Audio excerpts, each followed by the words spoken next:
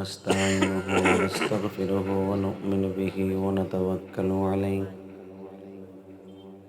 ونعوذ بالله من شرور أنفسنا ومن سيئات أعمالنا من يهده الله فلا مضل له ومن يضلله فلا هادي له الذي أرسل رسوله بالهدى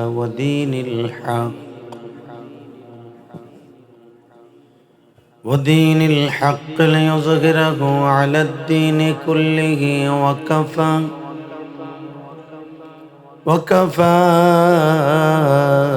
بالله شهيدا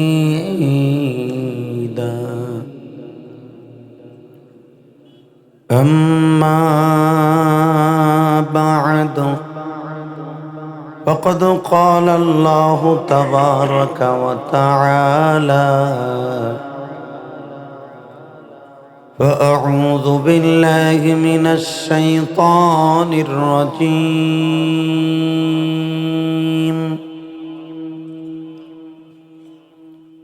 بسم الله الرحمن الرحيم ولا تهنوا ولا تحزنوا وأنتم الأعلون إن كنتم مؤمنين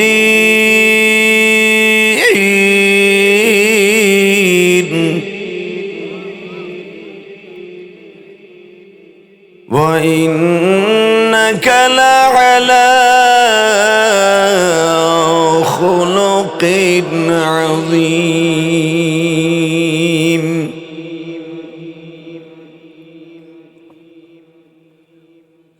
وقال الله تبارك وتعالى قل إني رسول الله إليكم جميعا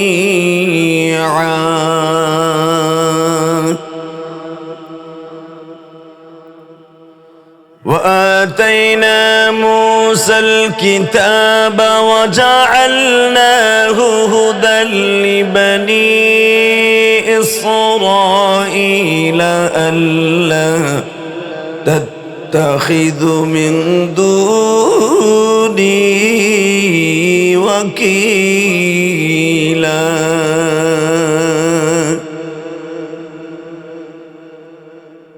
ذرية من حملنا مع نوح إنه كان عبدا شكورا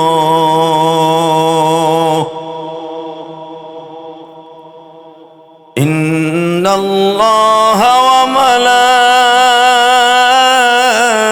وملائكته يصلون على النبي يا أيها الذين آمنوا صلوا عليه وسلموا تسليما اللهم صل على محمد وعلى آل محمد كما صليت على إبراهيم وعلى آل إبراهيم إنك حميد مجيد সকলের দুরূদ শরীফটা পড়েন কাজে লাগবে اللهم بارك على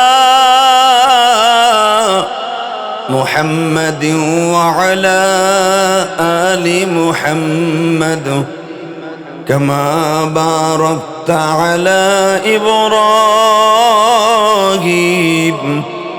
وعلى آل إبراهيم إنك حميد مجيد নামাজ পড়লে কে খুশি হয় আল্লাহ নাম আসতে নিয়েন না, জোরে বললেই লাভ আছে।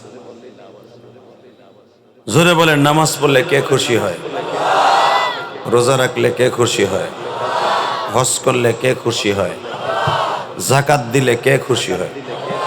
আর একটা কাজ করলে আল্লাহ আল্লাহ রাসূল দুজন খুশি হয়, দুরূদ শরীফ পড়লে।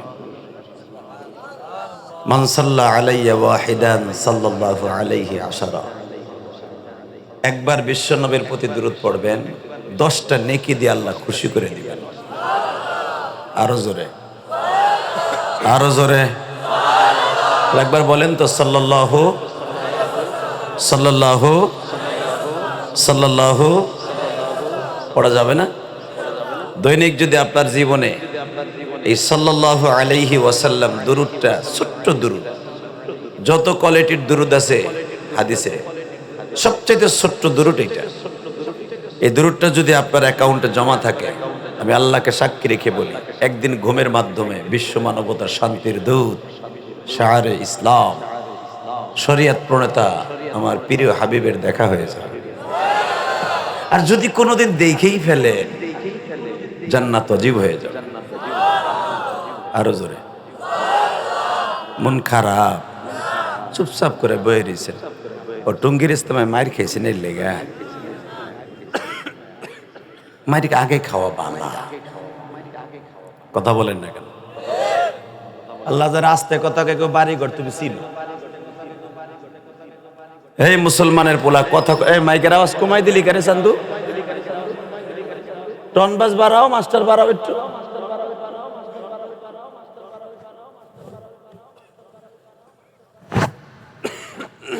একটু ঠিকঠাক হয়ে বয়ে নিলাম আর কি, মাজাটা সোজা করলাম।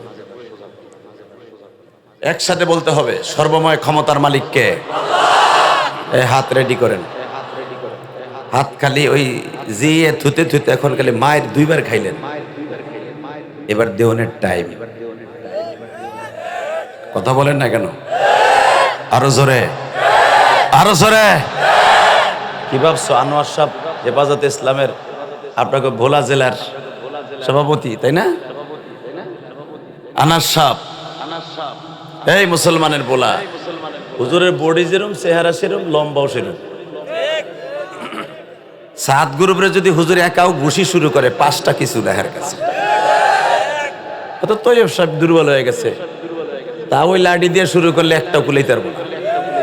কথা বলেন না কেন? জোরে বলেন। মুসলমান আগে মার খায়, পরে দেয়। প্রত্যেকটা যুদ্ধে দেখবেন বদরের ভিতরে, ওয়া ইস্তাস্তাগীসুনা রাব্বাকুম ফাস্তাজাবা লাকুম আন্নী মুবিদ্দুকুম বিআলফিম মিনাল মালাইকাতি মুরদিফিন। ফেরেশতা কিন্তু আগে আল্লাহ পাঠান নাই, ফেরেশতা যখন পাঠিয়েছে তখন মুসলমান সাহাবী 14 জন হারিয়ে ফেলেছে। 14 জনের শাহাদাতের সুদা পান করার খবর যখন বিশ্বনবীর কানে আসলেন, তখন আমার নবী দাঁড়িয়েছিলেন মসজিদে আরিশের কাছে। আল্লাহু আকবার জোরে বলতে জানেন না? যেখানে এই আয়াতটা নাজেল হয়েছে এখনো পর্যন্ত ওখানে লেখা। আমি গুনাহগার এই মসজিদে আরিজে একবার ইমামতি করছি, 5 বার বয়ান করছি। সুবহানাল্লাহ বাইতে যায় কইও চান্দু। এই মুসলমানের সন্তান, এই চোখ দিয়ে দেখে বলি, মুখস্থ কথা আমি বলি না। এই মসজিদে আরিশের কাছে বিশ্বনবী যখন দোয়া পড়তেছিলেন, আমার সাহাবীরা মাইর খাইব, তুমি কই? তাহলে মাওলারে ডাক দিছে, তুমি কই? আল্লাহ বলে, ওয়া ইস্তাস্তাগীসুনা রাব্বাকুম ফাস্তাজাবা লাকুম আন্নী মুবিদ্দুকুম বিআলফিম মিনাল মালাইকাতি মুরদিফিন। ওয়াদা দিছি না আপনার সাথে, ফেরেশতা যাচ্ছে, একটু সবর করেন, আপনার সাহাবীরা যেন পিছপাও না হয়। আল্লাহু আকবার জোরে বলতে হবে। যেই পাহাড়ে জিব্রাইল 1000 ফেরেশতা নিয়ে নেমেছিলেন, ওই পাহাড়টা এখন ওইভাবে দাঁড়িয়ে আছে। এক কণা, এক কটা কণা, পাথরের কণা, সিলেটি বালু জমিনের নিচে পড়ে না। 7500 ফিট উঁচা পাহাড়টা। আল্লাহু আকবার জোরে বলা যায় না? এই তো এই যে চুল দেখতেছেন, এই চুল মক্কার থেকে রাইখাইছে। এই চুল ওই ফেরেশতাদের যেই পাহাড়ে নামছে ওখানে দেখাইছে, এখনো কাটি নাই, মাঝখানের গুলা 2 পাশ দিয়ে কাটছি। এই মুসলমানের সন্তান, এবার তাকায় দেখো, ওয়াল জিবালা আওতাদা, আল্লাহ জমিনকে ঠিক রাখছেন পাহাড় দিয়া। আর পাহাড় ঠিক রাখছেন ফেরেশতা দিয়া। ওই আল্লাহ এখনো আছে না নাই? তাহলে এবার আওয়াজ দিয়ে কোন সর্বময় ক্ষমতার মালিককে? এখানে আসার তৌফিক কে দিছেন? যাইবার তৌফিক কে দিবেন? সব কাজের শুরুতে কার নাম নিবেন? ওই আল্লাহ আছে না নাই? শুধু একটা আওয়াজ দিয়ে দেখাই দিতে হবে। আর একটা আঘাত যদি কোনো আলেম ওলামার সন্তান অথবা কোনো মোবাল্লিগের হাতে এবং তার শরীরে পড়ে, একটা আঘাতের বিনিময়ে 100 আঘাত দিব। কাকে রাজি আছো? আল্লাহকে দু হাত দেখায় দাও।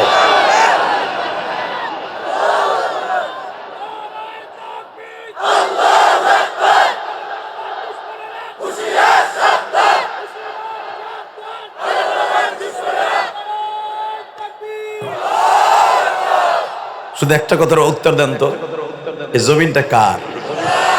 হ্যাঁ, এই আল্লাহ আছে না বুড়ো হয়ে গেছে? আছে। জানেন ওনার ক্ষমতা কত? করতে জানবেন আপনি। চিন্তা করেন, বোলা জেলায় থাই, আরামে খাই, মাছ মারি, ফসল ফলাই। উনি মনে বর্তমানে একটু জোর মোর কমিয়ে গেছে। হ্যাঁ না, উনি কি বলে শোনেন ওনার কথা। আমি একটা আয়াত তেলাওয়াত করব, গলা ফাটাই আল্লাহু আকবার দিয়ে আমার মালিককে খুশি করবেন। রেডি? তাবারাকাল্লাযী বিয়াদিহিল মুলক ওয়া হুয়া আলা কুল্লি শাইইন কাদির আল্লাযী খালাকাল মাউতা ওয়াল হায়াতা লিয়াবলুয়াকুম আইয়ুকুম আহসানু আমালা ওয়া হুয়াল আজিজুল গফুর আল্লাযী খালাকা সাবআ সামাওয়াতিন তিবাকা মা তারা ফি খালকির রহমান।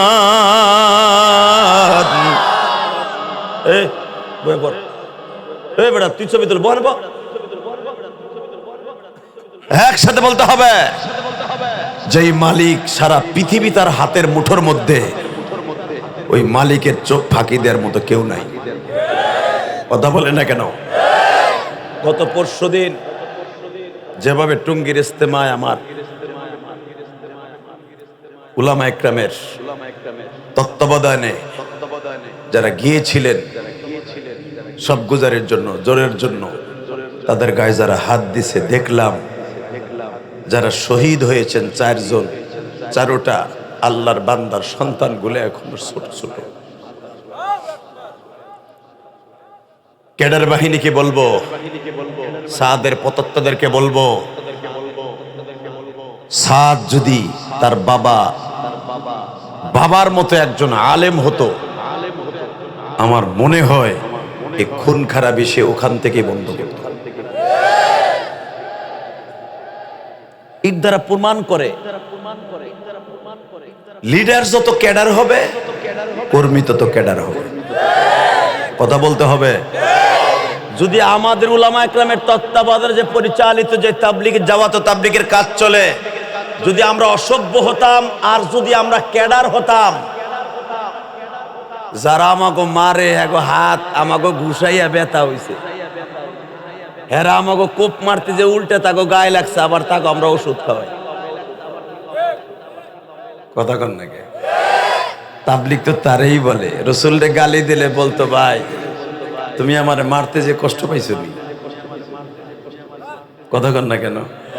ওরা আমাকে মারছে টুঙ্গির ইস্তেমায়। এই যে কয়েকজনের সাক্ষাৎকার দেখেন নাই ফেসবুকে, জিজ্ঞেস করে আপনি হাতে ব্যথা পাইছেন কেমনে?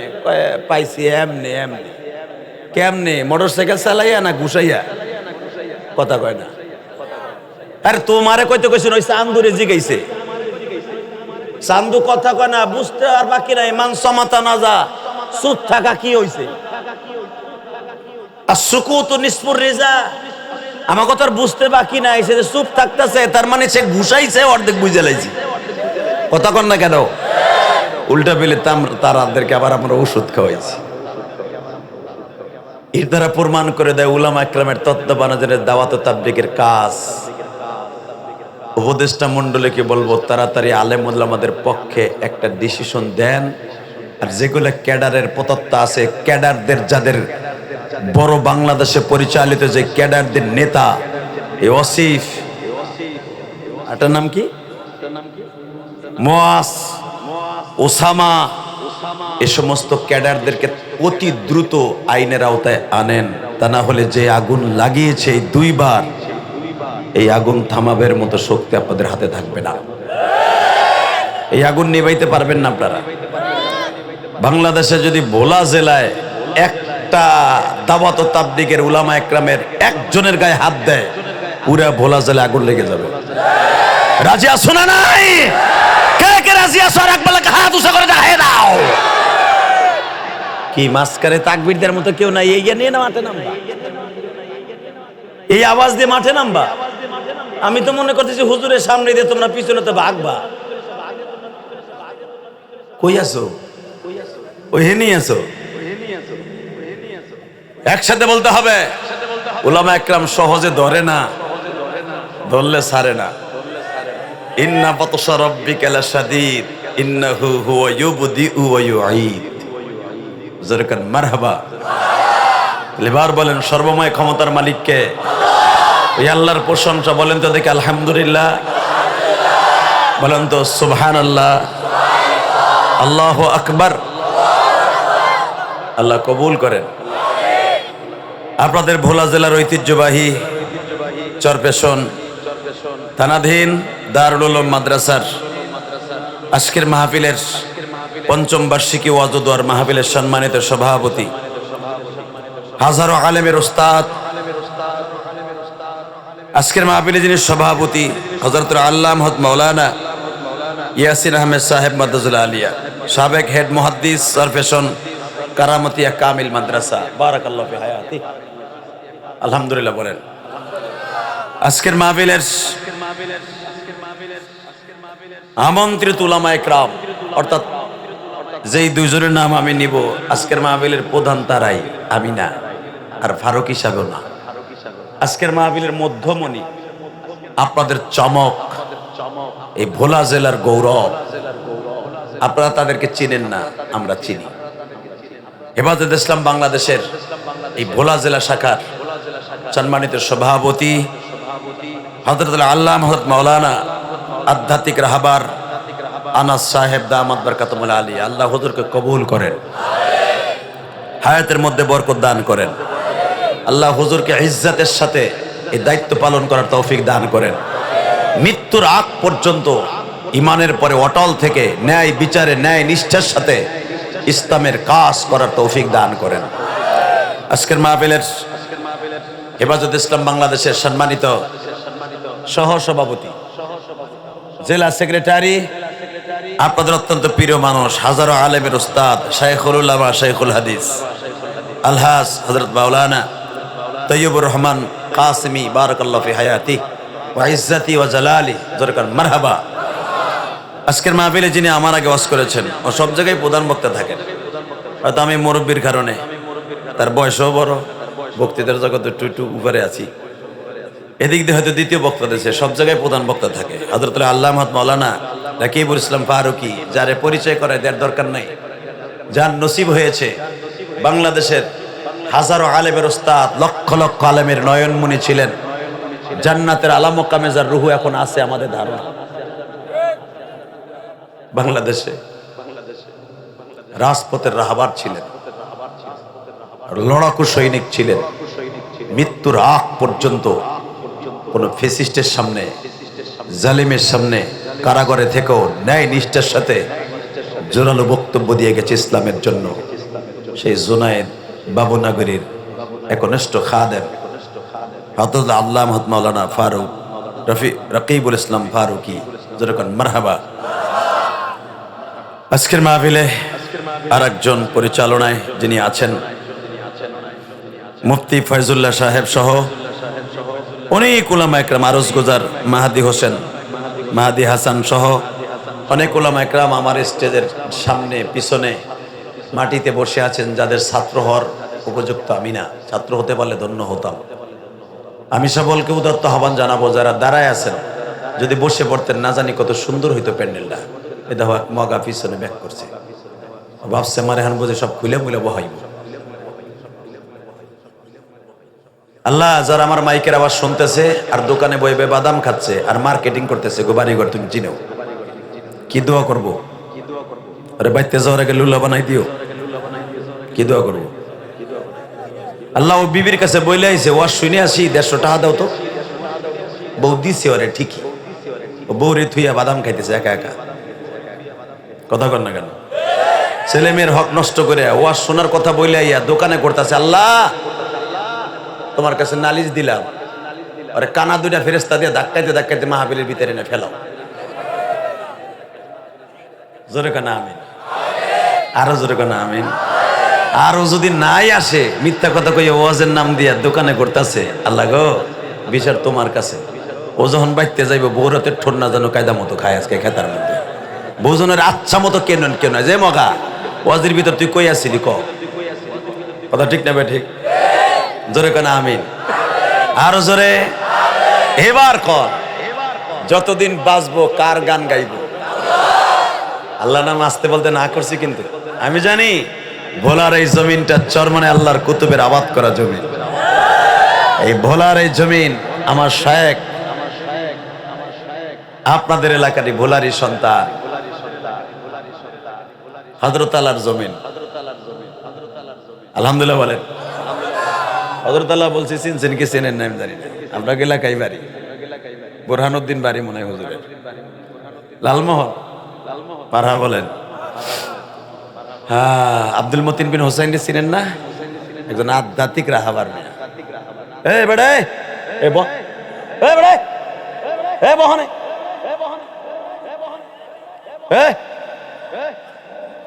উঠবি তো কার থাপড়ে কানকুট ফাটালাম একবারে ওটা বসা করে।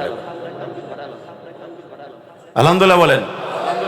এত কষ্ট করে ভাই শেষ 8টা 9টা লঞ্চে চলছি, মাগরিবের নামাজে এনে পড়ছি, এত কষ্ট করে আর পরে উঠা বসা করবে না। আমি চাইছে দেখমু, উঠে দেখেন গরম পানি মারবো আজকে কয়ে দিছি।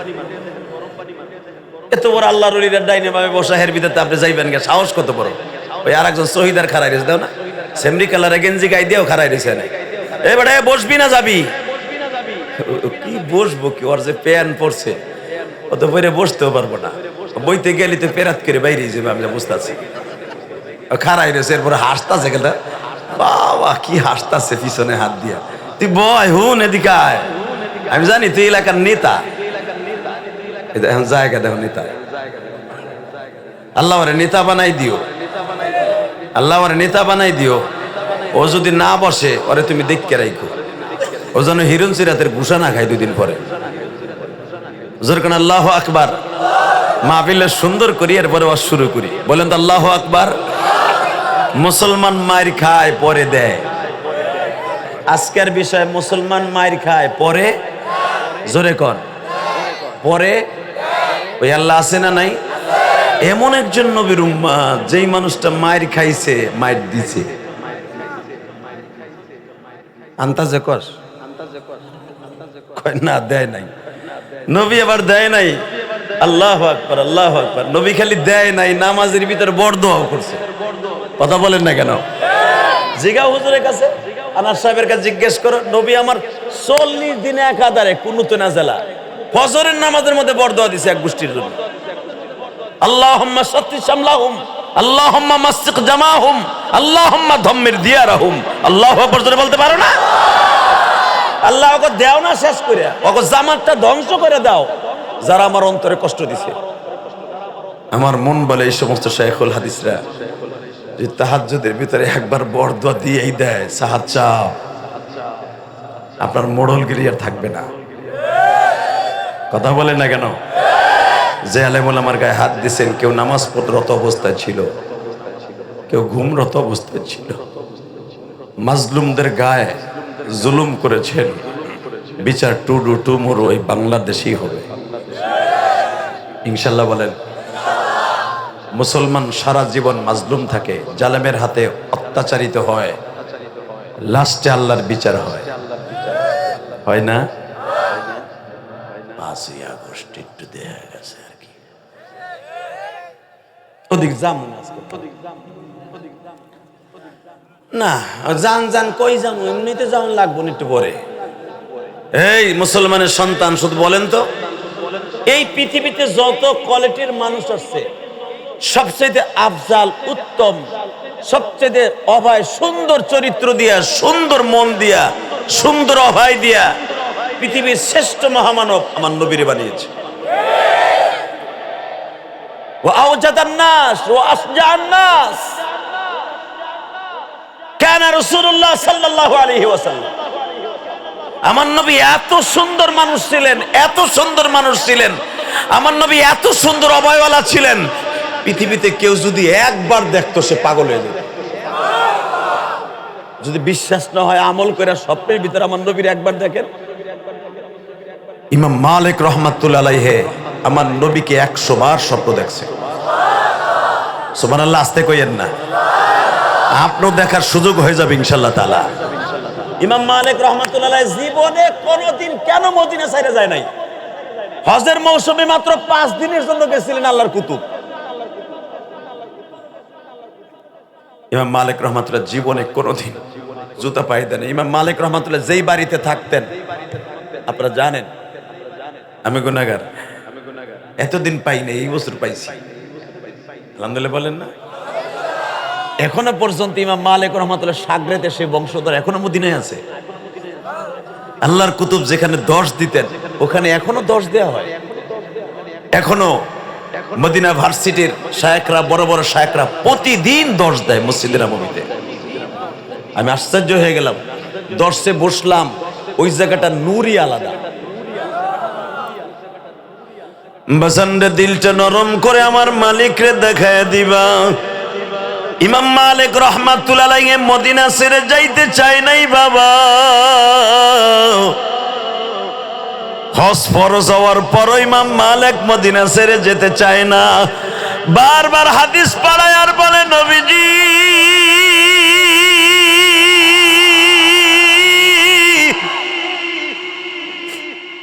যদি আমি মক্কায় যাই, এই ফাঁকে যদি আজরাইল আমার সাথে দেখা করে ফেলে।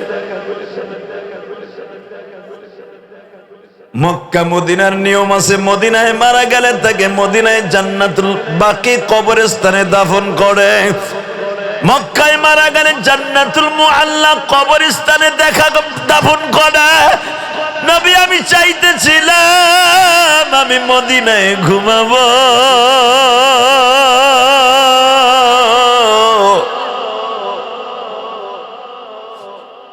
আপনার 4 জন খলিফার মধ্যে 3 জনই মদিনায়, আবু বকর, ওমর, উসমান 3 জনই মদিনায়, একজন মাত্র ইরাকের জমিনে। নবী